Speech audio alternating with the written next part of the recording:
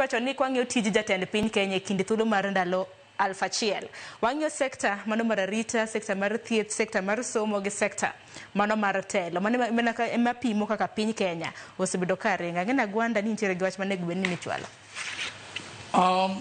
Weda osiepa adwa mana nyiso weda osiepa ni kan wadhi e campaign to yeni weda en nyako support system.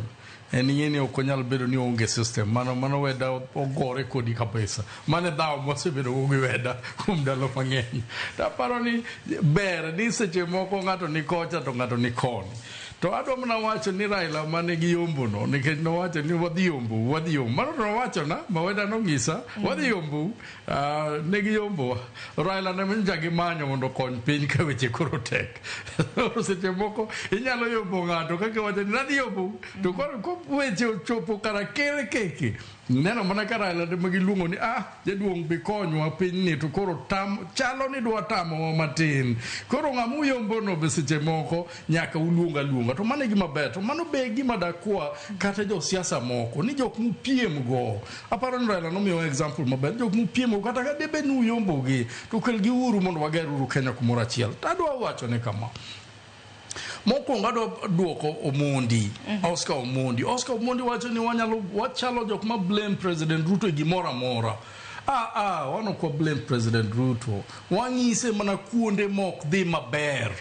Nikech kata kibed mana ni nogai maduong' madwa konyo mana president no kako Omondi tiyo ne matek gi weda tiyo ne ni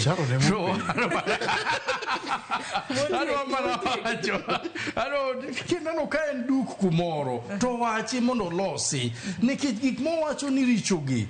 President Emma appoint chairman kendo CEOs of this parastatals mano mention gi beno ngiso umano koso mano to no kungiso to ka ng'ato ti maber kugole mondo keti ng'ato mondo ti ka yore richo kata portals richo to wang'eyo ni Kenya kata kura kata kera nitie ang'o ma mono golo ng'ano mondo keti ng'ama nyalo tiyo nikech dipo ni kok wawacho gigi to president be paro ni gitiyo mana maber to ka gitiyo maber to gi sabotage president to gi kawo pesa gi to gi kwalo kendo gi chama nikech corruption mana Kenya ka to sedhi malo. Ka wadwa judge this country on issues of corruption nikech magi duto nyaka wawachi koro chalo mani an kenda ka nikech weda chalo reno oriwore gomondi koro an mana Kenya koro atoboa gigi kwa ng'iyo issues of corruption in this country it is at the highest level. In fact, at one point, ni wacho ni 2 billion equal per day. Sani koro sedhi malo, okwane changes in parastatal. Sani onge kumenyalo dhi midhi ka sirikal mitim gimoro. Kata obed mana lands, kata obed mana kure, mok inwang'o ni golo bribe. Jothurwa, magi kuonde mano owinjore wachak go kwa wacho ni mondo Kenya odhi maber. Pesa ntie mang'eny madonjo fuk ji kinwang'o polisi naneno polisi moro komaki oyud billions kaen gi billions ofukone moro ne ntie apa ilka Equity Banka onwang' millions hundreds of millions traffic police officer okawad ni giduto giricho but pesa gi inyalo kawo makony go kumoro on issues of electricity and gimoluongo ni creation of jobs. President is on record. No do I create jobs, thousands of jobs every single year. But one of this creation of job, other than affordable housing, how do you create a job? Erika Kenyalo create jobs in a nation.